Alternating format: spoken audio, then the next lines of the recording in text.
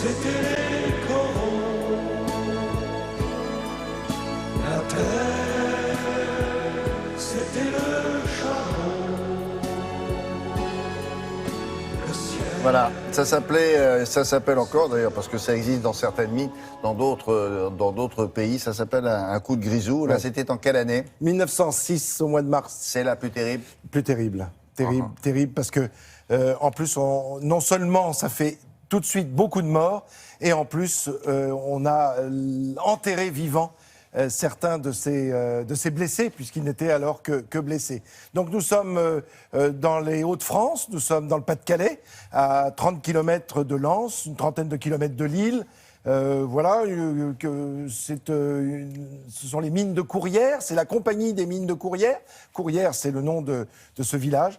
Et voilà que ce matin du 10 mars 1906, alors que depuis 6 heures du matin, 1800 mineurs sont déjà descendus. Oui. Alors 1800 mineurs et galibots, quand on parle des galibots, ce sont ces petits gamins qui descendent, ils ont 13, 14, 15 ans déjà, ils travaillent à l'intérieur de la mine, dans la mine, à des profondeurs extrêmes. Et ils prennent le boulot très tôt. Très tôt, évidemment, 300, 350 mètres de profondeur. Ouais.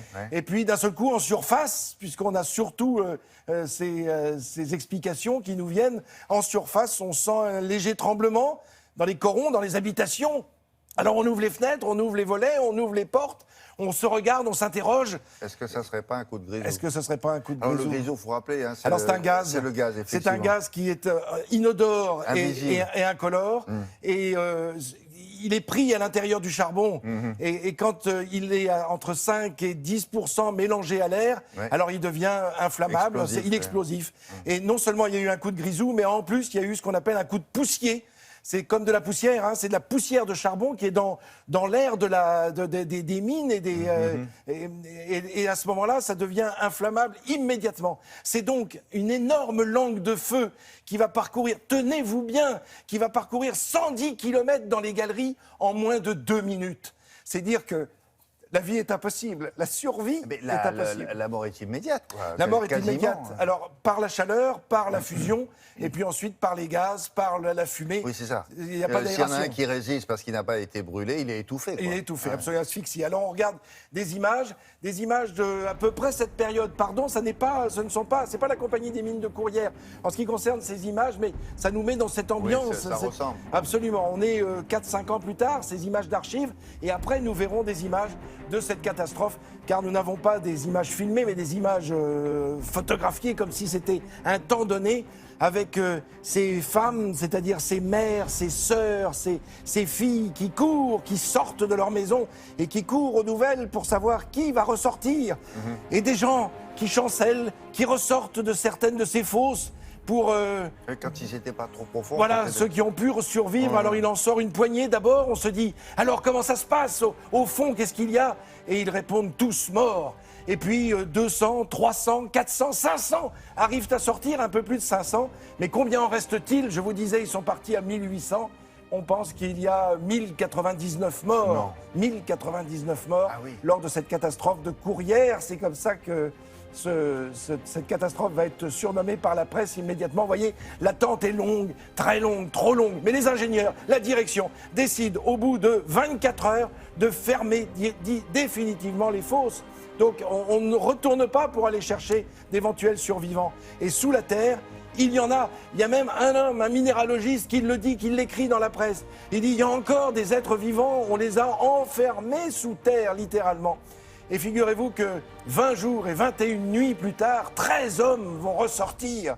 13 hommes qui ont réussi à survivre. Ah oui, à respirer pendant... Dans la nuit totale, puisqu'ils n'avaient aucune allumette. Là, on voit les obsèques qui ont lieu dès le 13 mars. Ça s'est passé le 10 mars. Dès le 13 mars, sous une neige terrible. Et puis, il y a 15 000 personnes qui sont là. Le mécontentement est là, évidemment. 40 000, 50 000. Les grèves vont commencer parce qu'on se dit qu'on a... La polémique, c'est quoi? C'est parce que vous n'auriez pas dû fermer. Voilà, c'est ça et il y avait déjà, dès le 7 mars, il y en avait certains qui avaient dit « Tiens, les chevaux sont bizarres. » Vous savez qu'il y a des chevaux à l'intérieur de la mine, Oui, sous oui. la mine, enfin, Pour dans tirer la mine. les wagonnets. Oui, absolument. Et ces chevaux marquaient de l'impatience. Il y a eu un incendie à partir du 7 au soir, le 7 mars, qui n'a pas pu être circonscrit ni le 8, ni le 9. Tout ça fait que, évidemment, c'était un des terrain, signes, oui, des et signes avant-coureurs, ouais, ouais. Il y a des mineurs qui n'ont pas voulu descendre. Donc une grève énorme, 60 000 personnes font grève. Avec toujours cette histoire des animaux qui anticipent Anticipe toujours, oui, sur qui ressentent. la catastrophe Absolument. naturelle qui risque d'arriver. Alors deux choses. On a vu ça dans les tsunamis. Ah oui, absolument. Le repos hebdomadaire qui va naître de cette catastrophe. Ah bon? Oui, enfin. C'est-à-dire l'obligation d'avoir une journée de repos par semaine, ce qui n'était pas le cas avant. Vous vous rendez compte? Il a fallu attendre 1906. Et puis un mot qui sort, c'est quand on voyait les survivants, on les appelait les réchappés. Eh bien, à partir de cette catastrophe, on emploie le mot rescapé qui n'existait pas dans le vocabulaire français. Les rescapés sont ces 500, 600 hommes qui sont ressortis. Mais réchappé, c'était le bon mot. C'était le bon mot, absolument, oui. Réchappé au drame, oui. Merci Frédéric. Merci. Oui. Allez, place maintenant l'actualité de la vidéo cette semaine. Des films qui ont retenu l'attention de Mme Jolou sont tous inspirés d'histoires vraies, comme celle-là d'ailleurs, mais ça n'a rien à voir. On démarre cette sélection avec une plongée au cœur de l'un des plus gros scandales d'espionnage de l'histoire des États-Unis. What was it you were doing again? I'm doing analysis for the state program. Don't be shy. Patriote idéaliste, Edward Snowden semble réaliser son rêve quand il rejoint la CIA, jusqu'à ce qu'il découvre l'ampleur de la cybersurveillance. You ready for a little action? Oh, this looks juicy. How is this all possible? Think of it as a Google search, except instead of searching only what people make public, we're also looking at everything they don't. Emails, chats, SMS, whatever. Yeah, but which people? The whole kingdom, Snow White. Oliver Stone revient, moins fougueux, et dans le rôle titre, Joseph Gordon-Levitt fait une très forte impression à presque le confondre avec le vrai Snowden. People, they don't even know they've made that bargain. Are they watching us? Snowden se regarde comme un thriller à suspense sur fond de prise de conscience politique. C'est efficace. This is everything I have. They're gonna figure out what I've done. The government knows that we have these documents now.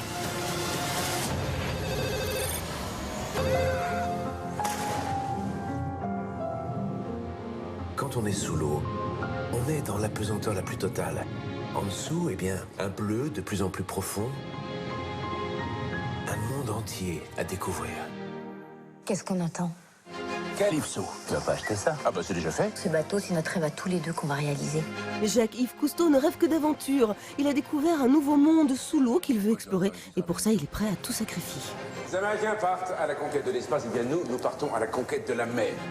Malgré une baisse de régime à mi-parcours, compensée par de très bons acteurs, on ne peut que saluer cet hommage à une figure emblématique. Tu vas pouvoir raconter une belle histoire, bien bidon, bien mégalo comme thème, hein. Le commandant Cousteau et son équipage se lient d'amitié avec des animaux sauvages, mais c'est super, c'est génial, bravo.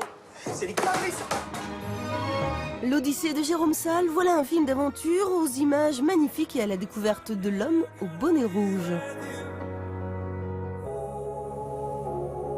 Il y a plus de 30 ans, j'ai découvert un nouveau monde. J'ai voulu le conquérir. Alors qu'en fait, il fallait le protéger. Mais il est encore temps.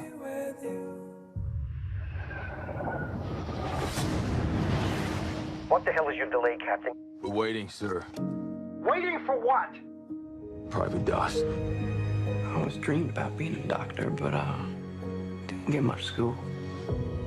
I can't stay here while all them go fight for me. Desmond veut servir son pays, mais la violence est incompatible avec ses croyances et ses principes moraux. Sorry, Sergeant. I can't touch a gun. With the world so set on tearing itself apart, doesn't seem like such a bad thing to me to want to put a little bit of it back together. Mel Gibson a des talents indéniables pour la mise en scène. Le film est d'un réalisme à couper le souffle. Les images sont dures, mais le film est beau et l'histoire vous prend en tripes. Tu ne tueras point à ne pas rater. Please, Lord, help me get one more. Help me get one more. Oh, allez, bouge-toi! Oh, oh, oh, oh, oh, oh, oh, oh, hey, hey. Allez, bouge-toi! Allez, bouge-toi! Alors, on commence par le football. On ne sait pas le football. Alors, est-ce que le PSG a pu se faire pardonner? Pardonnez, je sais pas. Se remotiver en championnat, oui. Ça Arrêtez de ricaner. fait là, sourire ici. Vous savez, c'est lent. On rappelle pour ceux qui n'avaient pas suivi que le PSG a été éliminé, humilié par le Barça en Ligue des Champions. Voilà. Donc il fallait qu'ils se remotivent. Ils sont allés gagner timidement à Lorient. Lorient qui est le dernier du classement. Oui. Voilà, on regarde ce qui s'est passé hier soir. 9e victoire pour les Parisiens en 9 matchs à Lorient. Un succès qui permet au PSG de prendre la 2e place du classement à 3 points du leader Monaco et devant Nice. C'est un Merlu qui inscrit le premier but, mais contre son camp. Jeannot qui dévie dans ses buts. C'est une talonnade de Cavani. 1-0 à la pause pour Paris qui double la mise à la reprise par Nkunku. Et peu après l'heure de jeu, Siani réduit le score pour les Lorientais 2-1. Alors c'est un sursaut d'orgueil pour Lorient qui reste sur 5 défaites d'affilée en Ligue 1. Plus tôt dans la journée, c'est Lyon qui est au pied du podium, qui s'est offert une belle victoire face à Toulouse. Un succès 4-0. L'attaquant néerlandais Memphis Depay s'est offert un doublé. Toulouse est 11e de ce championnat. Dernier résultat de Ligue 1, Saint-Etienne et Metz qui se neutralisent 2 partout. C'est magnifique. C'est tout ce que ça vous fait, vous? Non, c'est peut-être un des plus buts de la saison. Moi, j'aurais commencé le journal avec ça. Il fallait faire une ouverture là-dessus, William. Oui, vous en avez vu beaucoup. Comme ça, des buts? Ouais. Non. Sur la route de Memphis, c'était facile, Memphis de Paris. Voilà, pour dire que 2 partout entre donc Saint-Etienne et Metz. Saint-Etienne qui est 7e et Metz qui est 16e. Tout ça pour faire jeu de mots. Jeu de mots. Et on en oublie cet exploit. Non, c'était spontané, c'était de l'improvisation ce jeu de mots. Est-ce que vous avez remarqué qu'il a tiré de dos? Oui, il n'a pas regardé. Non. Ouais. Il ne regarde pas, il balance le truc de 45 mètres, ça rentre. Facile pour lui. Bon. Simple. Trop fort. Bon, qu'est-ce qu'on a d'autre? On a du tennis. Ça se passe à Indian Wells. Il y a 2 Français qui se sont bien débrouillés hier soir. On va commencer par les femmes avec Caroline Garcia. Regardez, c'est en Californie, donc elle est 25e mondiale. Elle passe en 8e de finale. C'est son meilleur résultat depuis le début de la saison. La numéro 1 française a réussi à éliminer Johanna Konta, qui est leader britannique, 11e du classement. Voici Garcia. Et au prochain tour, Garcia affrontera la Russe Kuznetsova, 8e mondiale. Le score ici, 3-6, 6-3, 7-6. Chez les hommes, c'est Lucas Pouille, 15e, qui n'a pas traîné pour sortir l'Allemand Struff, qui pointe au 63e rang. 1h12 sur le court, une victoire 6-3, 6-2. Alors Pouille qui se hisse en 16e de finale avec Monfils. Ils sont les 2 derniers représentants tricolores dans ce Masters 1000, le premier de l'année. Et Pierre Hugerbert, lui, a été éliminé cette nuit.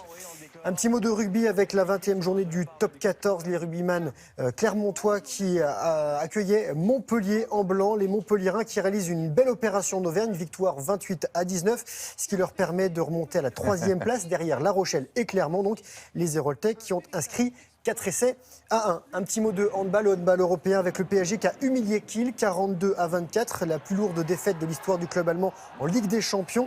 Mais les 2 équipes étaient déjà qualifiées pour les 8e de finale, donc un match sans enjeu. Et on termine avec des copains à vous? Oui, parce que c'est la saison, c'est pas terminé le ski, le snowboard. Et il y a les championnats du monde qui se passent en ce moment en Espagne, de freestyle. En Espagne, si. Snowboard, vous êtes Snowboard, sûr? si. Bien sûr qu'il y a de la montagne en Espagne. Oui, mais c'est Pyrénées. Vous avez les Pyrénées, et vous avez Andalousie, vous en avez un peu partout. Vous avez des montagnes, et il y a de la neige, et des champions. Un champion français, regardez. Ce garçon, il s'appelle Pierre Voltier, sacré champion du monde de snowboard cross. Dossard rouge, le brillant Sennais de 29 ans, a déjà remporté 4 globes de cristal. Il est actuellement 2e de Coupe du Monde avant l'ultime étape. Et surtout, il avait décroché l'or olympique, c'était en 2014. Et chez les dames, sa compatriote Chloé Trespeuch, Dossard jaune, s'est offert l'argent de cette même discipline de snowboard cross, devancée par l'américaine Jacob Ellis qui elle remporte son 5e titre mondial. Et la rideuse de Bourg-Saint-Maurice, elle, gagne une place par rapport au JO de Sochi. La France compte désormais 6 médailles, dont 2 en or, et égale le total des précédents mondiaux. Et pour terminer, William, du biathlon et la France qui brille sans Martin Fourcade, le champion qui est parti rejoindre sa compagne sur le point d'accoucher. Il a certainement regardé à la télé ses coéquipiers remporter le relais mixte de Kontiolahti. C'est en Finlande avec Marie Dorin, Anaïs Bescon, Simon Destieux et Quentin Fillon-Maillet qui ont devancé les Allemands. Oh, très bien. Il a fini, visiblement. Oui. Merci, à plus tard. On enchaîne avec l'actualité de l'emploi. C'est la 24e, figurez-vous, édition du salon Journée de Job d'été qui se déroulera demain à Paris. Alors, si vous avez quelqu'un qui est en état de faire un job cet été, c'est-à-dire qu'il a entre 20 et 30 ans, quoi, un peu moins peut-être même, 6000 jobs seront proposés. Sophie Pignal a choisi de vous en montrer 2 exemples.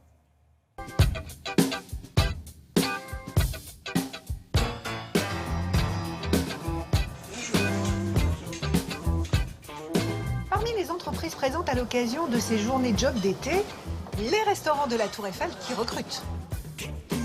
Nous recherchons, pour renforcer nos équipes cet été, principalement des hôtes et hôtesses d'accueil, ainsi que des commis de salle. Pour les hôtes et hôtesses d'accueil, c'est avant tout des compétences de contact, de langue vivante qui vont être déterminantes pour nos futurs candidats.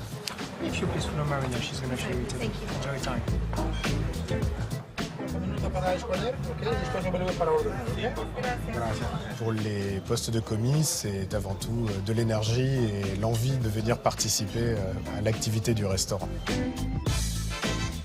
La simplicité, le partage, la convivialité, c'est avant tout ça qu'on va rechercher chez des personnes qui vont nous rejoindre juste pour la saison. C'est un restaurant où toutes les cultures se mélangent. On parle dans le restaurant presque une dizaine de langues entre tous les collaborateurs et ça donne une grande capacité de comprendre tous nos visiteurs. L'enseigne Taïra, qui propose des accessoires pour les hommes, pour les femmes, cherche elle aussi à étoffer ses effectifs pour cette période estivale. Et donc on porte le nez sur le côté, hein? Exactement, sur le côté. D'accord. Et est-ce que vous auriez quelque chose peut-être avec un bord un peu plus large? Demain, nous allons au salon de job d'été. Ça fait 12 ans que nous participons. Nous apprécions d'aller à ce salon qui nous permet d'effectuer le recrutement des jeunes qui veulent travailler chez nous pour les remplacements de congés d'été.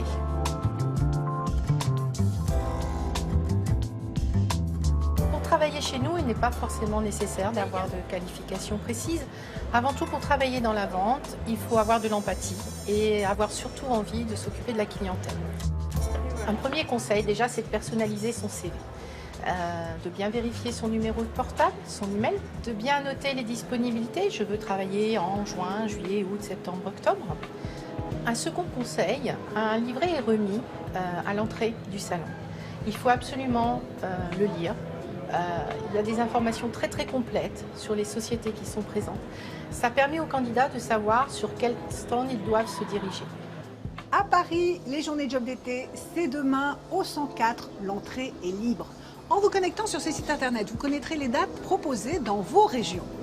Chez nous, un CDD peut déboucher sur un CDI en temps partiel, voire un CDI 35 heures. C'est d'autant plus intéressant que la personne peut évoluer vers un poste d'adjoint et de responsable de boutique. Je vous en prie, madame. À bientôt. Au revoir. Allez, nous on va continuer. Alors, vous l'avez entendu dans le journal, entre la Turquie et les Pays-Bas, ça n'a pas. Et nous avons contacté notre correspondant permanent en Allemagne, Amaury Guibert, qui va vous dire que les tensions diplomatiques entre l'Allemagne et la Turquie, ça ne va pas non plus. Des invectives d'un côté, des appels au calme de l'autre. Vous le savez peut-être, les relations entre les deux pays ont souvent été compliquées, mais jamais elles n'avaient atteint un tel niveau de tension. Alors, bonjour Amaury. Quelle est la raison de ce conflit, en fait, entre l'Allemagne et la Turquie ? Bonjour William, bonjour à toutes et à tous. Eh bien, vous parlez de la crise diplomatique qui a eu lieu ce week-end entre les Pays-Bas et la Turquie. Eh bien, la crise entre l'Allemagne et la Turquie, ça a exactement les mêmes ressorts, le même contexte. C'est ce référendum qui est organisé en Turquie le 16 avril prochain. Un référendum constitutionnel. Si le oui l'emporte, eh bien, le président Erdogan devrait disposer de très larges pouvoirs. Et c'est dans le cadre de ce référendum que plusieurs officiels turcs veulent venir en Europe pour faire campagne auprès de la diaspora turque. Et d'abord ici en Allemagne, qui compte l'une des plus grandes communautés turques du monde, 1,4 million d'électeurs. Sauf que plusieurs villes, plusieurs municipalités ici en Allemagne ont annulé des meetings, des réunions publiques, alors souvent pour des raisons un peu de logistique, de sécurité incendie, c'est jamais pour des raisons politiques, en tout cas officiellement, mais cela a provoqué la colère du gouvernement d'Ankara. Le ton est très vite monté, comme on va le voir dans ce sujet préparé avec Brice Boussoir et Michaela Vert. Un drapeau turc est attaché au balcon de la villa du consul général à Hambourg. Peu de temps après, un convoi officiel apparaît. C'est celui du ministre turc des Affaires étrangères. Il est venu faire campagne devant une foule de partisans, mais ses premiers mots sont d'abord pour l'Allemagne. L'Allemagne est un pays qu'on a toujours considéré comme un pays ami. C'est comme ça qu'on la voyait. Jamais on n'aurait pensé qu'une telle chose arrive. Mais l'Allemagne est devenue un ennemi systématique de la Turquie. Les mots sont durs, à la mesure de la colère des officiels turcs après l'annulation de plusieurs réunions de campagne en Allemagne. Et le ton a été donné par le président Erdogan lui-même. Lors d'un meeting à Istanbul, il n'a pas hésité à dire ceci. Hé, l'Allemagne, tu n'as plus rien à voir avec la démocratie. Ces méthodes ne sont pas différentes des méthodes nazies. Jamais les tensions entre la Turquie et l'Allemagne n'ont été aussi grandes. Jamais non plus la communauté turque d'Allemagne n'a semblé aussi divisée entre les partisans et les opposants du président Erdogan. Voilà pourquoi cette association de travailleurs demande aujourd'hui que les meetings de campagne ne soient plus organisés en Allemagne. Au travail, cela crée des problèmes, où ce sont des voisins qui ne se parlent plus. Dans les cafés, où avant on discutait beaucoup, aujourd'hui on ne parle plus de politique, car tout de suite, il y a des tensions entre les deux camps. Et ce n'est pas ce que les gens veulent. Mais les meetings continuent en Allemagne, comme les contre-manifestations. Le référendum aura lieu en Turquie dans un mois à haut risque pour les relations entre les deux pays. Alors là, le président turc parlait de méthode nazie en Allemagne. On imagine que ça n'a pas plu. Comment a réagi le gouvernement? S'il a réagi, je ne sais pas, ou la chancelière? Alors le gouvernement allemand a très vite remis les points sur les i, d'abord par la voix de son ministre des Affaires étrangères qui a qualifié ses propos d'inacceptables. Il y a des lignes à ne pas franchir, a dit le ministre. Et puis la chancelière Angela Merkel s'est exprimée devant les députés en disant que ses propos étaient tristes, déprimants et déplacés. Fin de citation. On aurait pu penser que, on allait en rester là, que la page allait être tournée, mais non. Le ministre turc des Affaires étrangères en a remis une couche en fin de semaine dernière en disant oui, effectivement, le gouvernement actuel allemand n'est pas nazi, mais ce sont les méthodes d'aujourd'hui qui rappellent les méthodes nazies. Donc très clairement, le gouvernement turc veut jouer la surenchère, mais s'il le fait, c'est évidemment pour des raisons électorales, parce que ça permet de mobiliser l'électorat turc avant ce référendum du 16 avril, dont le résultat est encore incertain. Mais tout cela complique aussi un dossier très sensible en ce moment entre les deux pays, c'est celui de la détention en Turquie d'un journaliste germano-turc, le correspondant du grand quotidien Die Welt. La chancelière allemande a promis de tout faire pour obtenir sa libération, mais on voit mal dans le contexte actuel de surenchère, de campagne pour ce référendum, comment ce dossier pourrait trouver une issue favorable, au moins d'ici le 16 avril. Bien sûr. Autre chose, et ça n'a rien à voir, Amaury, vous élevez des oiseaux là où vous êtes ou... Vous les entendez?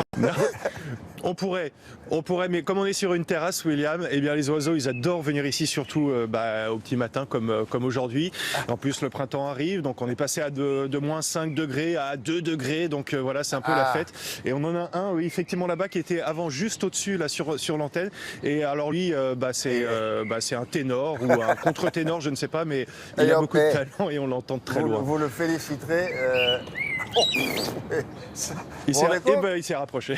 Il a entendu, hein, il vous a entendu, William. Vous le féliciterez, il est formidable. Merci beaucoup. Je ne manquerai pas. Bonne journée. Il a la télé, cet oiseau. Les oiseaux allemands ont aussi la télé.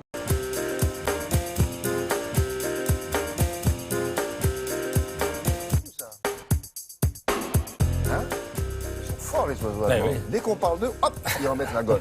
Bon, alors, à part ça... 6 semaines.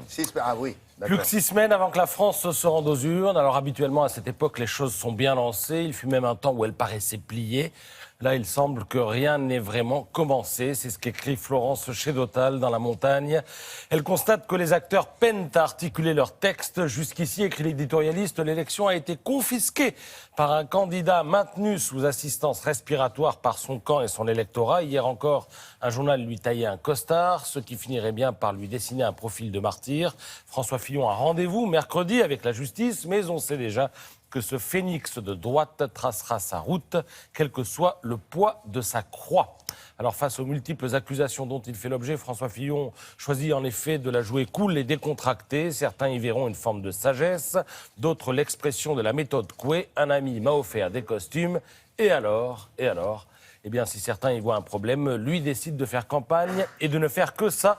Le voilà donc à la une des Échos pour détailler son programme économique et mener la chasse au Macron qui, lui, aborde les questions de société dans la Croix. Il y a une place à prendre au second tour. Ce sera sans doute celle du futur président. Voilà pourquoi Fillon, comme l'écrit Cécile Cornudet dans la Croix, s'emploie à casser le mythe Macron pour en faire le candidat caché de François Hollande. D'ailleurs, certains de ses ministres le rejoignent. D'ailleurs, d'après les sondages, le vote Macron est fragile et les supporters qu'on lui attribue ne sont pas encore tous vraiment convaincus. Donc Fillon, voilà la possibilité de refaire son retard pendant que Macron, lui, a beau jeu de se répandre sur la nécessité d'une moralisation de la vie politique. Vous lirez tout ça dans la Croix ce matin. Ce qui est sûr, c'est que la campagne ne se fait pas que dans les journaux, elle se fait aussi sur les réseaux sociaux, à commencer par le plus puissant de tous, Facebook. Et à ce propos, eh bien, vous lirez un dossier intéressant dans Libération. La rédaction du journal a passé un mois à examiner les partages de contenu sur Facebook. Et elle s'est aperçue que les médias alternatifs y faisaient jeu égal avec les médias traditionnels. Libération ne s'en offusque pas. David Carzon écrit même qu'il est plutôt sain qu'un blogueur vidéo puisse avoir plus d'impact qu'un grand quotidien comme Le Monde, mais à condition de se demander à chaque fois d'où vient l'info. Et c'est là qu'on s'aperçoit que l'info, eh bien, ça reste quand même un métier auquel il n'est pas inutile d'avoir été formé et auquel un peu d'expérience ne nuit pas. Un métier mis au défi par les amateurs, car le web est ainsi fait qu'il y a une prime aux polémiques. C'est comme un effet boule de neige. La viralité semble favorisée par la nature engagée, polémique, dénonciatrice, partisane ou militante de publication. L'exigence de neutralité et d'équilibre, normalement à la base des pratiques journalistiques des médias classiques, paraît être à leur désavantage sur la plateforme. Ça, c'est pour la hiérarchie de l'info. Et alors, en ce qui concerne la vérification de l'info, là, c'est carrément n'importe quoi. Le réseau pullule de fake news, autrement dit d'âneries, qui en disent long sur ce que peut produire l'auto-formation journalistique des incompétents. Voilà pourquoi il est désormais possible de signaler sur Facebook un contenu suspect. Si c'est le cas, il est alors étiqueté comme tel pour que tous les utilisateurs le sachent. Alors ce n'est pas Facebook qui fait la police. Nous ne voulons pas être les arbitres de la vérité, dit son patron, soucieux d'ailleurs de ne pas perdre des clients.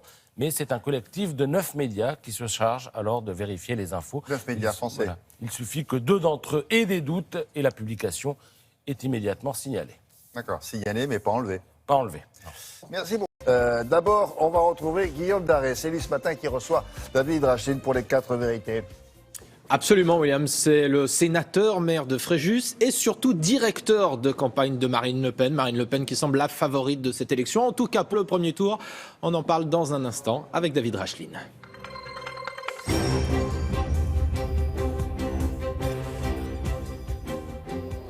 Bonjour à tous, bonjour David Rachlin. Bonjour. Le ministre turc des Affaires étrangères a donc tenu un meeting hier après-midi à Metz. Ça s'est passé sans incident. Finalement, le gouvernement a eu raison d'autoriser, ou en tout cas de ne pas interdire cette réunion publique, non ? Encore heureux que ça s'est passé sans incident. La réalité, c'est qu'on vient s'essuyer les pieds sur les valeurs de notre pays, sur les valeurs de la République. Et puis, les discours qui ont été tenus sont très proches de ceux qui avaient déjà été tenus à Strasbourg en 2015, en octobre 2015, où on parlait de division des Français, où on attaquait les valeurs de notre République. Alors, ça n'est pas responsable, ça n'est pas sérieux. Le plus consternant étant encore probablement la proposition de M. Macron, qui était de savoir ce qu'en pensait l'Union européenne. Alors s'il en est de même dans tous les grands choix qu'il y aura à faire, savoir ce que pense l'Union européenne avant d'agir, alors que nous croyons que la France, elle doit parler au monde, elle a une voix à faire entendre, et il eût fallu qu'on l'entende cette fois-là. Il n'y avait pas de menace pour le trouble à l'ordre public, dit Jean-Marc Ayrault, il n'y avait pas de raison de l'interdire, ce meeting. Mais c'est un problème de propos qui sont tenus. Il y a des discours qui ne sont pas compatibles avec les valeurs de notre République, et là, en l'occurrence, il eût fallu être plus ferme face à ces discours qui ne sont pas acceptables. Il faut faire quoi justement face à la Turquie ? Si Marine Le Pen était présidente demain, quel discours adopter ? Quelle relation avec la Turquie ? Il faut commencer par faire l'inverse de ce qu'a fait l'UMPS jusqu'ici, à savoir arrêter d'ouvrir des nouveaux chapitres de négociations avec l'Union européenne. Et je veux vous rappeler aussi ce qui constitue à mon avis un véritable scandale. M. Sarkozy et M. Fillon avaient supprimé le référendum obligatoire pour que tout nouveau pays puisse rentrer dans l'Union européenne. Et cela, c'est porter un coup grave à la démocratie dans notre pays. Alors on va évoquer dans un instant le projet économique de François Fillon qu'il dévoile ce matin dans Les Échos. Un dernier mot d'abord sur Cette polémique qui le touche à nouveau. Un ami m'a offert des costumes. Et alors, c'est sa réponse aux révélations hier du JDD qui affirme qu'un ami lui a réglé pour près de 13 000 euros de costumes de luxe. Est-ce que c'est une polémique sans intérêt ou est-ce que ça vous scandalise ? Chacun jugera.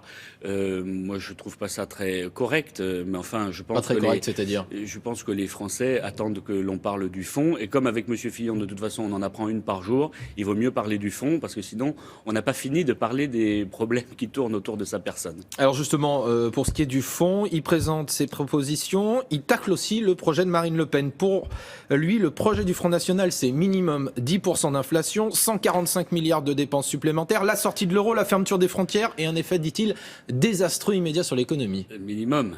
Non, la réalité, c'est que c'est son projet qui est extrêmement inquiétant. Et d'abord et avant Qu'est-ce qui vous inquiète ? D'abord et avant tout, cette augmentation massive des impôts et de la TVA en particulier, puisqu'elle va peser de tout son poids sur le pouvoir d'achat de nos retraités, sur le pouvoir d'achat des salaires les plus fragiles. Alors, il n'augmente pas le taux intermédiaire qui concerne l'hôtellerie, la restauration. Il le laisse à 10%. Ce qu'il augmente, c'est le taux principal, 20 à 22%. Le taux principal de 20 à 22%. En cela, d'ailleurs, il est très proche de M. Macron, puisque lui aussi veut augmenter de manière assez massive les impôts, en augmentant la CSG. Et puis surtout, ils ne remettent rien en cause. Ni les méfaits de l'Union européenne, c'est toujours l'absence de patriotisme économique, c'est toujours l'absence et c'est toujours la concurrence déloyale qui va frapper nos entreprises. Et dans ce domaine-là, on ne sera pas en mesure, évidemment, de sauver les emplois de notre pays et même de refaire partir l'économie. Il promet un geste de 10 milliards d'euros de pouvoir d'achat, notamment pour les classes populaires, avec une baisse forfaitaire des charges jusqu'à 350 euros par an, par salarié, 700 euros par un couple. C'est pas un geste favorable pour les classes populaires, ça ? Mais tout ça, c'est du baratin, parce qu'on les a vus à l'œuvre. Et on sait Vous ne le que croyez parce qu'ils sont soumis à l'Union européenne, il en sera toujours de leur politique économique et sociale de l'austérité systématique. L'austérité qu'exige l'Union européenne pour, entre autres, sauver l'euro et pour continuer à contribuer massivement, comme nous le faisons, à l'Union européenne aujourd'hui. Et cela, je crois que ça n'est pas compatible avec des mesures sociales pour véritablement augmenter les salaires rapidement, avec ce que nous proposons, par exemple, la prime pour le pouvoir d'achat. Il faut évidemment se libérer de ce carcan européen qui nous impose l'austérité de manière systématique. On l'a vu d'ailleurs, y compris dans les années passées. Alors, vous critiquez François Fillon, mais François Fillon, lui, mercredi, il va répondre à la convocation des juges. Marine Le Pen, elle a refusé d'aller voir les juges vendredi dernier. Est-ce que ça veut dire qu'elle se considère au-dessus des lois ? En cela, d'ailleurs, il n'est pas très cohérent, parce qu'il ne peut pas nous dire que c'est un assassinat politique et que c'est une mesure réalisée par le gouvernement ou par le pouvoir, et en même temps se soumettre à ces mesures et se soumettre à cette manière de faire. Est-ce que Marine Le Pen se considère au-dessus des lois ? Pas du tout. Elle a son immunité parlementaire dont elle bénéficie, c'est son droit absolu, et elle répondra à toutes les questions qu'on lui posera après la campagne électorale. Mais elle a peur de quoi ? Elle a peur de rien du tout. Elle veut éviter simplement que la campagne présidentielle soit parasitée par des manœuvres, parce qu'il s'agit évidemment de manœuvres. Elle a peur d'être mise en examen ? Non, elle n'a pas peur d'être mise en examen. De toute façon, ça ne changera strictement rien. On parle là, très honnêtement, du statut administratif d'un contrat. Ça n'intéresse absolument personne. On reproche à nos assistants, et on reproche en particulier à son assistante d'avoir été son assistante. On leur reproche d'avoir trop travaillé. Ça n'a pas de sens. Il ne serait pas plus simple d'aller voir les juges, s'expliquer clairement, et si elle n'a rien à se reprocher, finalement, qu'est-ce qu'elle a à craindre ? Strictement rien à craindre, encore une fois, mais nous sommes Elle n'a dans pas le confiance temps... en la justice de son pays, comme on dit ? Nous sommes dans le temps de la campagne présidentielle, et le temps de ces dialogues avec la justice viendra après les élections. Mais est-ce qu'on peut prétendre à devenir président de la République et finalement ne pas faire confiance à l'institution judiciaire ? Ce n'est pas une question d'absence de confiance, c'est une question qui est liée au tempo qui est celui de la justice. Ça fait un an. Donc elle choisit quand elle va voir le juge. Ça fait un an que Marine a demandé l'ouverture d'une information judiciaire sur tous ces sujets. Ça fait 3 ans qu'on parle de cette affaire en réalité. On nous la ressort d'ailleurs avant chaque élection. C'était le cas aussi au moment des élections régionales. Et puis rien, parce qu'en réalité, il n'y a strictement aucun élément sérieux. Je crois qu'encore une fois, c'est comme 2 assistants parlementaires mis en examen. Une volonté de faire, on a fait à grand bruit des perquisitions médiatiques. Enfin, ça ne trompe personne, vous savez. Un mot sur Emmanuel Macron. Est-ce que vous nous confirmez que Marine Le Pen accepte un débat face à Emmanuel Macron avant le premier tour? Nous verrons dans quelles circonstances ce débat peut être organisé. Ce qui est sûr, c'est qu'il y aura des débats, à commencer par celui sur les grandes chaînes de télévision. Ces débats vont être importants parce qu'il est temps que l'on fasse la lumière sur le projet de M. Macron, sur sa volonté de soumettre la France à l'Union européenne, sur sa volonté de casser les plus fragiles de notre pays. C'est devenu votre adversaire favori, Emmanuel Macron, non ? 150 000 fonctionnaires qui seront supprimés, une augmentation massive des impôts, c'est un des adversaires. Il incarne, il faut dire, peut-être mieux que les autres, ce système qui est soumis aux puissants, qui est soumis aux banques, qui est soumis dans une certaine mesure aux médias, et dont un gouvernement serait ravageur pour notre pays. Merci beaucoup David Rachdine, c'est à vous William. Merci messieurs. Semaine nationale de mobilisation en faveur du don de moelle osseuse. Pourquoi est-ce que l'on donne? On manque de donneurs en France. Et puis on donne comment? Et puis qui donne? Toutes sortes de questions originales. D'abord, pourquoi la campagne non? Alors, il existe déjà depuis 12 ans cette campagne régulière, chaque année. Et effectivement, maintenant, dans le registre France Greffe de Moelle, il y a environ 260 000 donneurs potentiels. Et l'année dernière, cette campagne a permis de recruter 12 000 ou 20 000 même nouveaux donneurs. Donc, c'est vrai qu'il y a des donneurs, mais il en manque encore. Pourquoi? Parce que la compatibilité entre un malade et un donneur inconnu, anonyme, elle est très faible. Il y a une chance sur 1 million de trouver un donneur anonyme compatible avec un malade donné à un moment. D'accord, nous on ne le sait pas. Donc il faut tester. Est-ce qu'on est Alors, donneur effectivement, compatible? donc on a besoin... Il faut être quoi? Un homme? De quel âge, etc. Ou Alors, femme? en pratique, c'est très simple. Il faut avoir entre 18 et 50 ans, être en bonne santé, aller à un entretien médical et passer juste avoir une prise de sang. Donc c'est très simple, mais on a vraiment besoin encore d'agrandir ce fichier de France Greffe de Moelle, parce que chaque année, il y a quand même 2000 patients qui ont besoin d'une greffe de moelle osseuse. Alors des patients qui ont des maladies du sang, comme des leucémies, des lymphomes qui sont des cancers du sang. Alors comment faire pour donner, effectivement, comment ça se passe? Eh bien, vous allez le voir tout de suite en images. Quand on a besoin d'une greffe de moelle osseuse, on recherche des donneurs dans la fratrie du patient. Le patient a reçu du matériel génétique de son papa et de sa maman, et les lois de la génétique font que les frères et sœurs ont 25% de chances d'être compatibles avec lui. Quand on n'a pas de donneur disponible dans la famille, soit parce que le patient est fils unique, ou soit parce que son frère ou sa sœur ne sont pas compatibles, et bien à ce moment-là, on va rechercher un donneur sur des registres internationaux où des personnes en bonne santé se sont inscrites et sont prêtes à se rendre disponibles pour réaliser une greffe de moelle.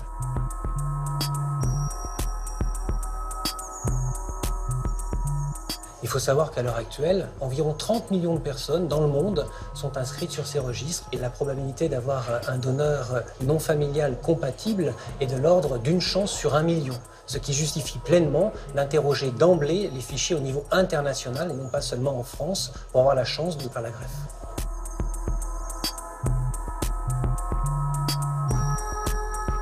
Pourquoi est-il si important de recruter plus de donneurs en France? La première, pour une raison de compatibilité. C'est tout à fait différent d'une greffe d'organes. La compatibilité exigée est beaucoup plus élevée.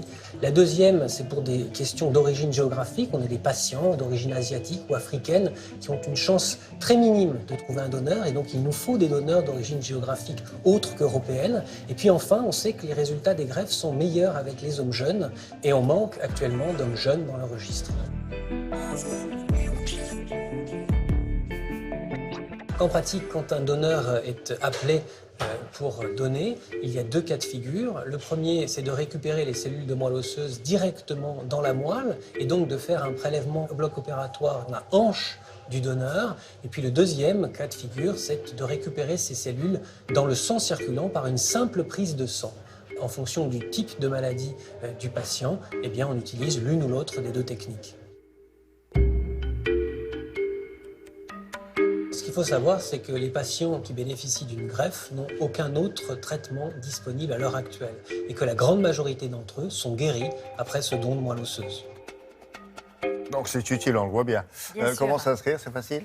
Sur le site internet, www.dondemoelleosseuse.fr, et une fois qu'on est inscrit sur ce site, donc je le rappelle, il faut avoir entre 18 et 50 ans et être en bonne santé pour le faire, le centre donneur le plus proche de chez vous donc vous appelle pour un entretien médical, pour une prise de sang afin d'établir cette carte d'identité de compatibilité, et un jour peut-être que quelqu'un vous appellera pour que vous puissiez sauver une vie. Donc, c'est quand même un beau geste. Très bien. Merci. Justement, à propos de dons, on vous fait un petit point sur Internet, sur ce qu'il faut savoir sur les dons qui peuvent, comme vous venez de le dire, sauver des vies. Julia ? Exactement. Vous avez déjà le site dont vous avez parlé. Allez-y, ne serait-ce que pour regarder les idées fausses. Je pense que là, les internets réagissent beaucoup sur le site parce que justement, il y a beaucoup d'idées reçues sur le don de moelle osseuse. Alors après, vous avez une autre application qui s'appelle l'appli du donneur. Là, on est vraiment dans une application qui a été créée au départ par une équipe marseillaise. L'idée, c'est au départ de sensibiliser le public, évidemment, mais aussi de prévenir ses proches. C'est-à-dire que cette appli, elle fait figure de carte de donneur. Elle va envoyer un message écrit aux proches et en cas de besoin, ce message sera une preuve d'engagement. Donc c'est une appli très très importante pour prévenir ses proches. Vous avez aussi une autre appli, une appli pour le don du sang. Là, l'idée très simple de la géolocalisation grâce aux applis sur smartphone, géolocaliser les collectes, les noter et puis partager l'info grâce aux réseaux sociaux. The Pennsylvania station about 3:45. Read a magazine and then you're in Baltimore.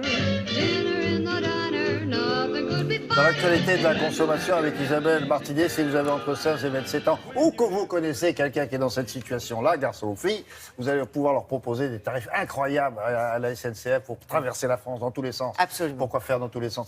Parce que c'est pas cher, justement. Voilà. Parce que c'est pas cher et parce qu'aujourd'hui, comme tout le monde, les jeunes ont besoin de préserver leur pouvoir d'achat.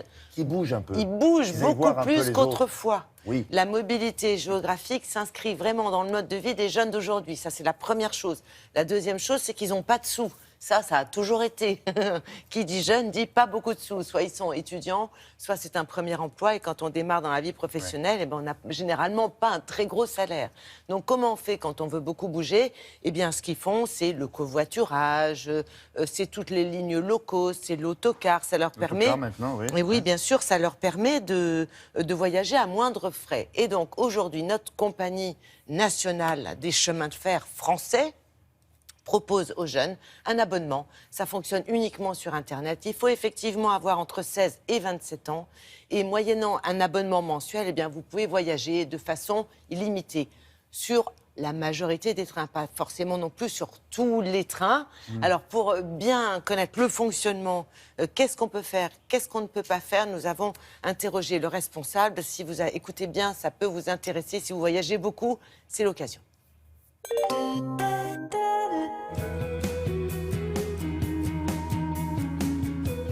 Ce nouvel abonnement, c'est un nouveau pouvoir de voyager en liberté et en illimité. Ça s'adresse aux jeunes de 16 à 27 ans. Ça coûte 79 € par mois. Il faut s'engager au minimum pour 3 mois. Et tous les jours, sur toutes les destinations TGV, il y a des places avec ce nouvel abonnement. 94% de nos trains sont disponibles avec TGV Max. Seuls les trains de très forte affluence sont exclus. Par exemple, si vous voulez aller vers le sud à partir de Paris pendant le week-end, vous pouvez partir jusqu'à 16h et à partir de 19-20h. Cet abonnement est complètement différent de la carte jeune. La carte jeune apporte des réductions de 15 à 30 ou 40% sur un billet de train. L'abonnement, vous payez une fois et vous voyagez en illimité. La carte jeune s'adresse plutôt à des occasionnels. On est super content d'avoir 1 200 000 jeunes qui sont porteurs de la carte jeune. L'abonnement s'adresse à des clients très réguliers. Et on facilite l'arrivée des clients carte jeune vers l'abonnement en leur remboursant leur carte jeune s'ils souscrivent à l'abonnement.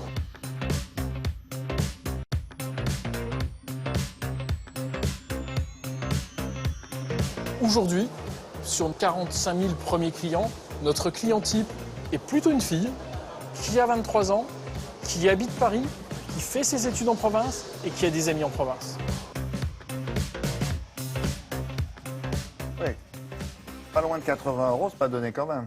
Alors ça dépend de la vie du jeune. C'est-à-dire que si c'est quelqu'un... il rentre chez lui tous les week-ends, c'est ça? Oui, qui rentre tous les week-ends. Vous savez, ils n'ont pas... Par exemple, l'argument de base, c'est « Ah, il y a une fête ce week-end. » Ah bon? Mais c'est à Toulouse. Ah bon? Ouais. Pour eux, c'est pas un problème. Aujourd'hui, ils il faut voyagent 4 fêtes par mois, parce que sinon, ça vaut pas le coup. C'est ça, mais c'est pas un problème pour eux, ça, 4 fêtes par mois. Déjà 70 000 inscrits depuis que ce principe existe, c'est-à-dire depuis fin janvier. Tant mieux, ça marche. Oui.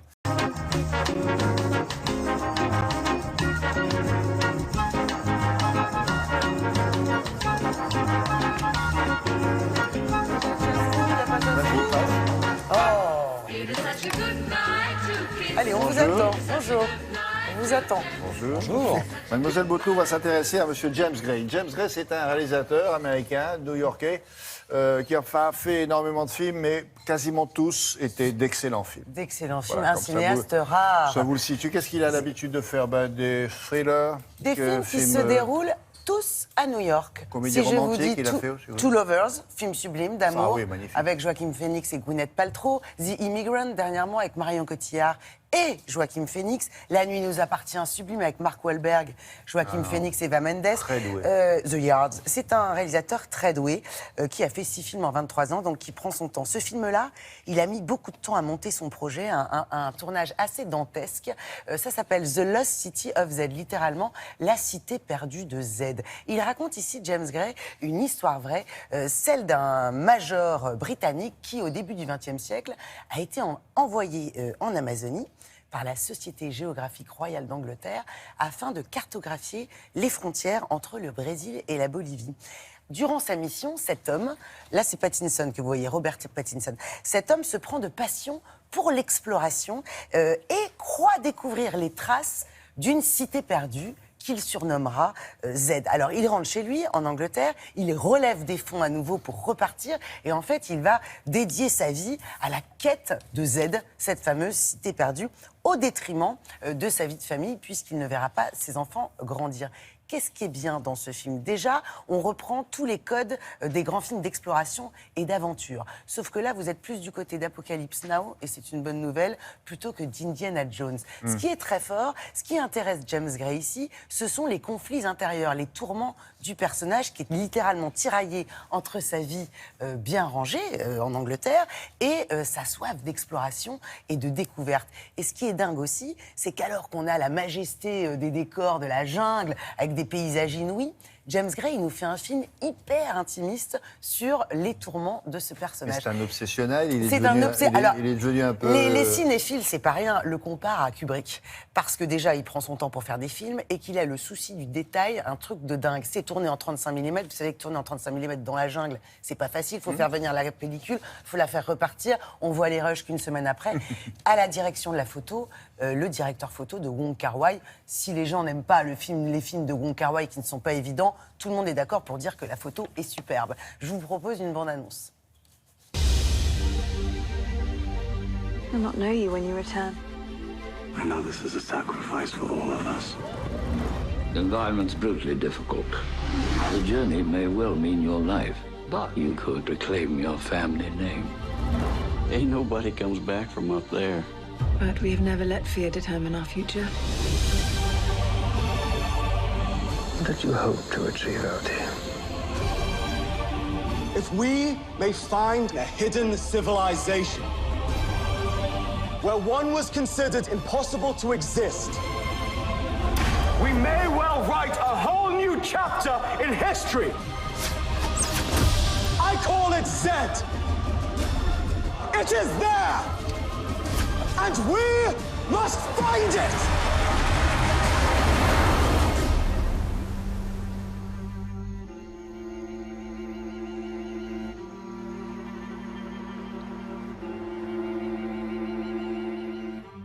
Beau casting, non? Beau casting, Robert Pattinson, Sienna Miller, et puis Charlie Hunnam, qui est l'acteur britannique qui n'arrête pas d'affoler le box-office et qui monte. C'est du grand cinéma qui va faire plaisir aux cinéphiles qui en ont assez. J'ai cru que t'allais dire c'est du grand n'importe quoi. C'est du grand n'importe quoi. J'ai eu peur. Non, attendez, franchement, vous avez. C'est un film, c'est sublime.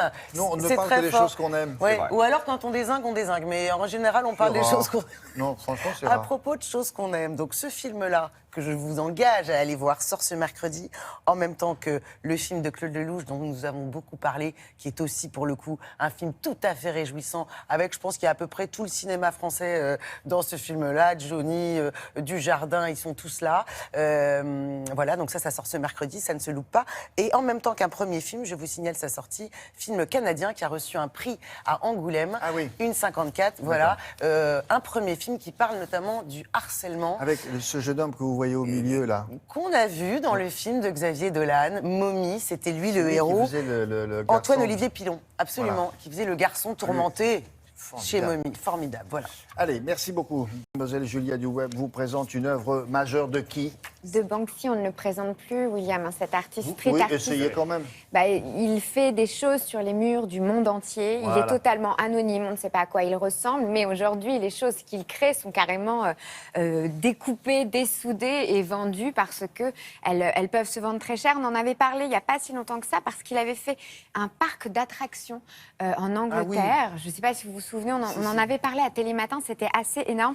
Voici la deuxième œuvre majeure, c'est-à-dire que là, on n'est pas juste sur un mur. Il a réalisé un hôtel entier avec 9 chambres. Alors, il braque cette fois les projecteurs sur Israël et sur les territoires palestiniens. Là, l'artiste anonyme présente cet hôtel à Bethléem, juste à côté du mur. Alors, dans un ancien immeuble, donc situé à quelques mètres justement du mur, il a vraiment reconstitué à l'intérieur, vous voyez, un intérieur classique plutôt suranné, 9 chambres. C'est un vrai projet artistique. Et ces 9 chambres, William, à partir du 20 mars, on pourra les réserver et y séjourner. Mais c'est un véritable hôtel ou alors c'est provisoire, c'est éphémère? Ce sera éphémère comme l'a été le parc d'attractions. Mais en tout cas, pendant quelques mois, ces chambres, elles vont pouvoir être louées par des touristes et habitées à partir du 20 mars. En attendant, on peut s'y promener pour découvrir l'œuvre de l'artiste.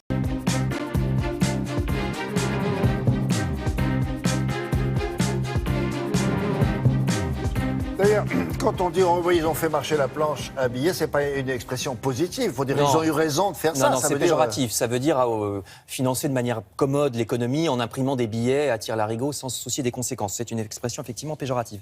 Sauf que c'est pas du tout comme ça que ça se passe. Parce qu'il faut bien se rendre compte les billets qu'on imprime. Demain, on peut se passer des billets si on veut. On payera tous par carte bleue et puis voilà, c'est possible. Ou alors, avec une monnaie virtuelle. Alors la planche à billets, ça existe, on va en voir. Hein. C'est imprimé dans les imprimeries nationales des différents pays, mais c'est pas comme ça que l'État influe sur l'économie de son pays. C'est assez facile à comprendre parce qu'imaginons que l'État se mette à imprimer à tire-larigot des billets, il va pas vous les distribuer dans la rue gratuitement, il va pas non plus vous les envoyer par la poste. Donc ça ne change rien à votre pouvoir d'achat, ça change rien aux achats dans les supermarchés. C'est juste un stock de billets nécessaire qui va vous servir à acheter chez les commerçants de manière un peu plus commode, mais c'est pas ça qui influe sur l'économie. Qu'est-ce qui influe sur l'économie? Eh ben, c'est pas la planche à billets, c'est plutôt les taux d'intérêt. Et c'est la Banque centrale. Oui, je vais vous expliquer, vous inquiétez pas. Vous faites simple, hein? Oui, je fais simple. Promis. C'est la Banque centrale européenne qui est à Francfort et qui crée de l'argent, elle a le droit, c'est la Banque centrale européenne, on va la voir. Bon. Alors c'est purement un contrat, elle écrit sur un bout de contrat, je crée 1 milliard, elle a le droit, c'est la Banque centrale européenne. Et ce milliard, elle va le prêter à votre banque, à la BNP, à la Société Générale, à la Banque Postale, etc. Elle le prête évidemment avec un intérêt, par exemple, admettons 2%. Et ensuite, votre banque, elle va vous reprêter cet argent quand vous faites un emprunt, avec un petit bénéfice, bien sûr. Hein, la Caisse d'épargne, le Crédit Mutuel, si la Banque centrale lui a prêté à 2, elle va vous prêter à 2,1, 2,2 pour faire un petit bénéfice. Et vous le savez, quand vous faites des emprunts pour acheter votre voiture, votre appartement, ce que vous voulez, donc c'est la Banque centrale européenne qui fixe au départ ce taux, j'avais dit 2% pour prendre un exemple, et c'est M. Mario Draghi qui a le pouvoir de faire ça, de déterminer le taux d'intérêt auquel finalement vous allez finir par emprunter, le voilà Mario Draghi, vous allez finir par emprunter à votre banque, 2 et quelques %. Eh bien c'est ça qui permet de réguler l'économie. Pourquoi? Parce que, imaginons que la Banque centrale baisse les taux d'intérêt. Eh ben c'est génial, tout le monde va se mettre à emprunter. Regardez, on va tous emprunter puisque le crédit est pas cher, les taux d'intérêt baissent. On va faire des emprunts immobiliers, ça va faire marcher le BTP, ça va donner du travail aux ouvriers du BTP. Comme en ce moment d'ailleurs, les taux sont assez bas parce que la Banque centrale européenne les maintient très bas en espérant relancer l'économie de l'Europe. Et donc pourquoi on le fait pas alors? Attendez, j'arrive. Il y a aussi, il y a pas que l'immobilier, il y a aussi les voitures. Vous voyez. C'est bien votre histoire. Un peu long, hein. Mais on va emprunter. Mais non, mais regardez, on va emprunter pour faire marcher l'automobile, par exemple. Ouais. Et pourquoi on ne faut pas trop le baisser? Attention, c'est ça votre question. Hop, revenez. Parce que si on baisse trop les taux d'intérêt, tout le monde va faire des emprunts dans tous les sens. Et au bout d'un moment, on aura tellement emprunté qu'on ne pourra plus rembourser. Vous vous rappelez la crise des subprimes? Ça vous dit quelque chose? Oui, Eh bien, c'est ça. C'est ça. C'est-à-dire que quand on baisse trop le taux d'intérêt, on emprunte beaucoup. Tout le monde emprunte. Au bout d'un moment, on ne peut plus rembourser et les banques font faillite. Non, mais il faudra nous calmer. On dit que vous empruntez jusqu'à une certaine limite. Ah non, on est incalmable en général. Quand les taux sont bas, on emprunte. Donc c'est à ça que sert le taux d'intérêt. Si vous voulez, la Banque Centrale Européenne le baisse pour relancer l'économie, comme je vous le montrais avec les voitures ou le BTP. Mais si elle le baisse trop, tout le monde emprunte. Les banques finissent par faire faillite parce que les gens ne peuvent plus rembourser les banques. Et là, c'est pas très bon, comme vous l'avez vu avec les subprimes ou en Grèce, par exemple. Pour nous expliquer que l'expression la planche à billets, ça ne veut rien dire. En fait, c'est plutôt, au fond, c'est plutôt moi je dis le robinet. C'est le robinet des taux d'intérêt. On ouvre, on ferme le robinet des taux d'intérêt. Ça vous plaît ça? Oui, c'est pas mal. Ça va. La planche à billets, ça c'est. Voilà. Planche à billets, vous mettez ça à la poubelle, la planche à billets. Hein. Bon, merci beaucoup. Place maintenant à l'actualité du spectacle vivant et du théâtre en particulier avec les deux affiches que vous voyez là. Cette semaine, avec Jean-Philippe Viau, nous avons choisi de vous faire découvrir deux pièces au registre et au thème extrêmement différents, mais à mon avis, ils ne manqueront pas de l'une et l'autre de vous intéresser. Oui, il est sûr que les pièces qui suivent, aussi diverses soient-elles, n'engendrent pas vraiment l'indifférence. La première est un petit chef-d'œuvre qui marqua les esprits lors de sa création au théâtre en 1999. C'est L'Hôtel des Deux Mondes d'Éric Emmanuel Schmitt. David Sardou, Jean-Paul Faré, Jean-Jacques Moreau, Odile Cohen, Michel Garcia et Noémie Elbaz en interprètent les principaux personnages dans une fine mise en scène signée Anne Bourgeois. Ça se joue au théâtre Rive-Gauche, c'est à Paris. Nous sommes morts. Mort, je suis mort. Non mais répondez-moi, non du Dieu, je suis mort et ça vous fait rigoler. Remarquez que si vous l'êtes, nous le sommes aussi. C'est ici que vous devrez attendre. À l'hôtel des Deux Mondes. C'est un jeune homme qui arrive dans un hôtel et qui ne sait pas trop où il se trouve. Il va rencontrer un mage, un président, une femme de ménage et il va comprendre assez vite qu'il est dans un endroit irréel, qu'il est entre deux mondes. Au contraire, avec les femmes, c'est même ce que je faisais le mieux. Forcément, ça dure pas trop longtemps. Je préfère ne pas vous décrire l'état de votre carrosserie. Je préfère ne pas non plus vous décrire votre état. Mais qu'est-ce que vous racontez? Voulez-vous que je vous lise l'avenir? Oh là là là là là. Vous vous foutez de moi, là? Un peu. Chaque personnage a un destin, mais il y a du suspense en plus. Il y en a, ils ont de la chance, ils redescendent sur Terre, il y en a, ils ont un peu moins de chance, ils disparaissent, mais tout ça est fait d'une manière assez originale, avec des coups de théâtre. Sur Terre, je serais sans doute tombée folle amoureuse de vous. D'ailleurs, qu'est-ce qui me prouve seulement qu'ils sont bien mes fils? Ils sont cons. Comment peut-on être aussi optimiste? Quand on ne peut pas faire autrement. C'est une comédie philosophique, je pense qu'on peut le décrire comme ça, hein. Une étude sur l'âme humaine et qu'est-ce qui se passe après et comment on gère un petit peu cette peur, parce qu'on a tous peur de l'au-delà. Éric Emmanuel a réussi à le traiter de manière assez simple, finalement concret et direct. Je n'ai presque plus peur. C'était une fausse alerte. Dans un autre registre, une fiction imaginée par Philippe Madral fait sourire les murs du théâtre Montparnasse. Son titre, c'est Bankable, une comédie qui réunit sur scène Laurent Deutsch, Vincent Winterhalter et Jérôme Anger en tête d'affiche. Si la face cachée du monde du cinéma vous tente, eh bien vous pouvez ici en percevoir quelques sympathiques facettes. Monsieur Daniel Collat met en scène. Vous avez fini par trouver un titre? Antoine n'arrive pas à se décider entre la bourge et le voyou, et à la poursuite de l'infini. Un producteur très puissant va annoncer la création de son prochain film avec comme cartouche maîtresse l'acteur chéri du cinéma français. Or, tout d'un coup, la machine va se gripper puisqu'il y a des coproducteurs américains qui, eux, veulent se passer de cet acteur incontournable pour les Français mais qui, visiblement, ne le sont pas pour les Américains. Ce qu'il faut, c'est une affiche, un acteur bankable, le texte. Ça vient après. Le texte, ça vient après. En tant qu'auteur, il faudra que j'y pense. Tu risques gros si tu tentes quoi que ce soit avec cette fille. Ça fait sûrement pas partie de son contrat. L'auteur a voulu nous raconter jusqu'où on est capable de faire des sacrifices et de se trahir, de se parjurer pour arriver dans ce métier très concurrentiel. Comment tu vas lui annoncer ça? On se posait une question l'autre jour avec Antoine. Est-ce que tu sais lire? Bankable, heureusement, c'est une comédie. On prend ça à la légère, c'est pas si grave, ça reste que dans le domaine du divertissement, mais ça peut être très cruel.